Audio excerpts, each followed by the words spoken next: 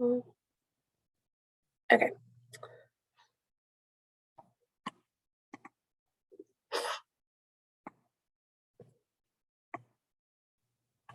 All right. So today I'm going to be talking about improving seventh grade reading scores on the ACAP at Durand Junior High. So what is the problem? Why am I taking time out of y'all's day? Why have I done all this research and why have I come up with an action plan? So the 2020 ACAP state assessment revealed students at Durand Junior High are struggling with reading. And we saw that 36% of students scored in levels 3 and 4 and were considered at grade level or above. But the real problem is that 58% of our students are performing below grade level, with 47% in level 2 and 11% in level 1. And so this is going to show how we kind of compare with our district as well as the state. So this isn't an isolated incident. Durand South is pretty much comparing, out with our district and the state. But this is a huge problem because we should not have 58% of our students that are not at grade level. And especially you're real concerned about the 11%, which means they're well below grade level.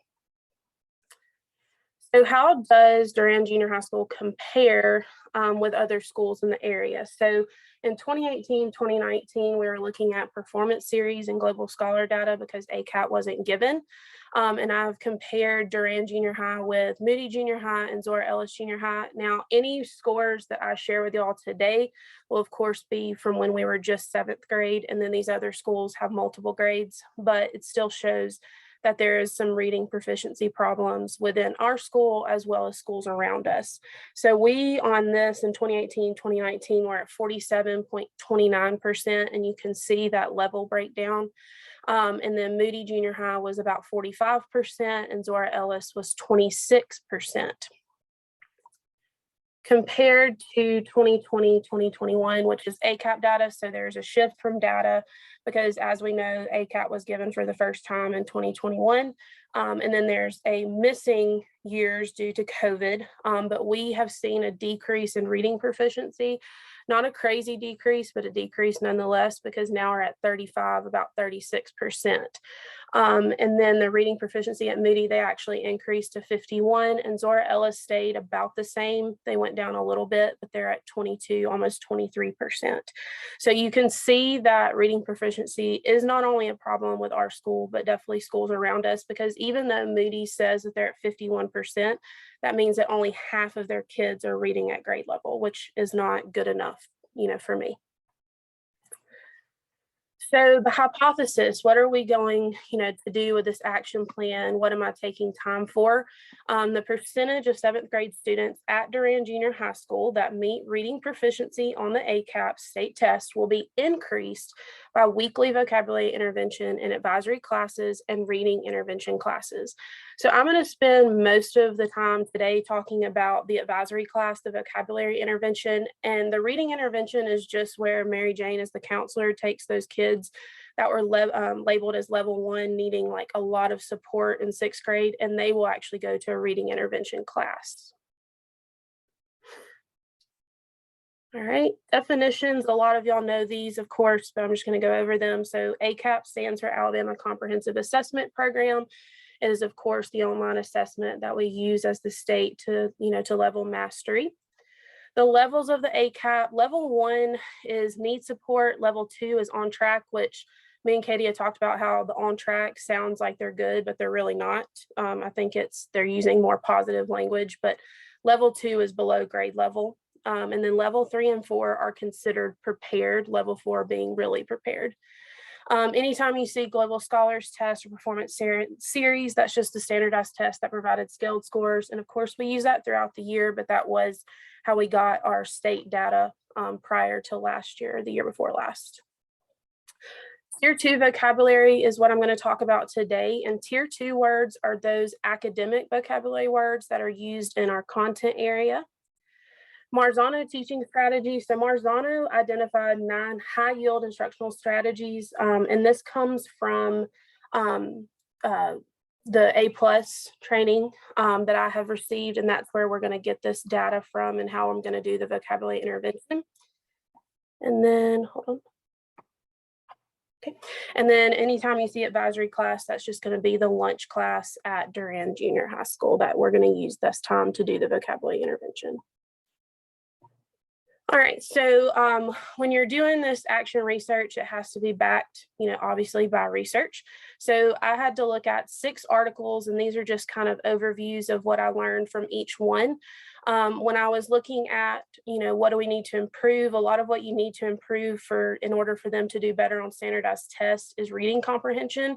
So then I looked at that, and you see in this first little section that 84% of students are struggling with comprehension, had issues with vocabulary. So if they're having issues with that vocabulary, then it makes sense that giving them vocabulary intervention would help that. One Los Angeles school decided to provide Tier 2 vocabulary intervention, and they saw a lot of good results. We see a link between low comprehension and low standardized test scores again, so that's why I'm trying to improve our reading comprehension with the kids. Now, who benefits? Who's going to benefit the most from this is actually going to be those students that are already low. So they are going to see more benefit than the students that are in the level 3 and 4, which even though the level 3 and 4 might not get the most benefit from it, they're still going to get benefit from it. But we'll hopefully see more improvement with the level 1 and 2 kids, after they have this vocabulary intervention.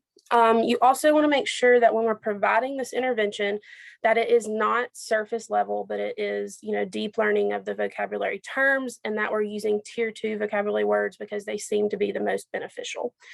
Now, I also looked at research and tutoring, since even though this isn't considered tutoring per se, it is going to be kind of what we're doing within the advisory class. So I found that students learn better when their teachers are their tutor, which makes sense because they're going to trust those teachers better than some third-party person. And then the tutoring support and student voice in middle school talked about where collaborative groups and peer helpers was beneficial to these students. So the vocabulary intervention that I'm going to use is like a group-based intervention. And it makes sense that tutoring actually provides some help because we as classroom teachers don't have all the time in the world to teach these kids basic vocabulary. We're taking time to teach them, like civics and geography vocabulary in my class, but I don't have time to teach them Tier 2 vocabulary. So I think that additional time is going to prove helpful to these kids. So what is the plan? So we are going to provide that Tier 2 vocabulary intervention during advisory class once a week. So nothing too crazy, and do 4 words per week. So there's 103 total. So I kind of broke it up into 4 words per week, would give us time to get all of them done and not overload teachers or overload the kids. The visual vocabulary is our Marzano teaching strategy that I will be using, and that helps them dive deeper than just definitions. And I'll talk about that in just a second. Pre and post assessments will be given. So that way we're just going to see, hey, what Tier 2 vocabulary do they know? And then did this intervention even help? Did it help them learn these words? And then we will do rewards, and I will get with Dr. O'Neill and the other administrator about that, to talk about, hey, what kind of rewards can we give students for improving on the post assessment? And maybe a pizza party if they get a certain percentage, whatever it is. But I do want to reward those kids that show improvement. And then prior to the test in April, students are going to be given ACAP questions and reading passages that use those Tier 2 words, and me and Katie will come up with those and provide those to the teachers. And we will actually focus on the words that they struggled with the most in the post assessment. So I don't want to go over every single word, because there's 103. So I want to focus on the ones that they might have struggled with in the post assessment overwhelmingly. So this is just the timeline to kind of show y'all like what I'm planning on doing and how it's going to work out. So in August, when we have our in-service days, I will provide teacher training on the visual vocabulary instruction and how that needs to be done. And then we'll do a pre-assessment, I would say, within the first 2 weeks of school, just so we can get started on those words during advisory class. And then I broke it down into each month, how many words we would do to where we get all 103 done. And then I've even set aside time in March and even into April if needed to us, for us to get caught up on any words that teachers weren't able to teach, if it was snow days or whatever comes up.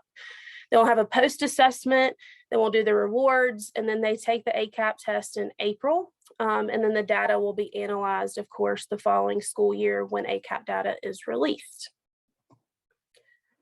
So this is just a quick rundown of the visual vocabulary strategy. So this is what I learned in A+ training, and it's a really great strategy. So students are going to be provided with 5 index cards for each word. So you'll break students up into groups of 4, and you'll give them 20 cards. And then you're going to have them on each card. They'll put the word, the definition, the synonym and antonym, an illustration, and example sentences using the word. And how this is going to work best is not having like one student do one word and do everything for that word, but actually breaking it up into one student does the definitions and the words index cards, and then one does the illustration index cards. And why this is going to work is because they're going to shuffle their cards up. And they're going to match the cards with the correct word. So if they did it all in the same handwriting, then all they have to do is match handwriting. So that's kind of why you want students to do the different aspects in the different index cards. And this is what it'll look like. So they will have like the very top word at the top. They'll put the definition below the word. They'll put the synonym and antonyms, illustration, and then the example sentence using that. And then they will, they unshuffle that is what they're going to do. And then after their group has done that, then they will take their words, their index cards, shuffle them up, and they will swap with another group. That way they're seeing different definitions, different synonyms, different illustrations, different sentences, because all groups are going to do different things. So this is a really cool vocabulary strategy to really have them dive deeper and not just look at definitions, but really have fun with it, manipulate the cards and manipulate everything that goes with it, and hopefully learn a little bit better, the vocabulary that we're asking them to learn. All right, does anybody have any questions? And I'm going to stop sharing so I can see y'all. Does anybody have any questions about that?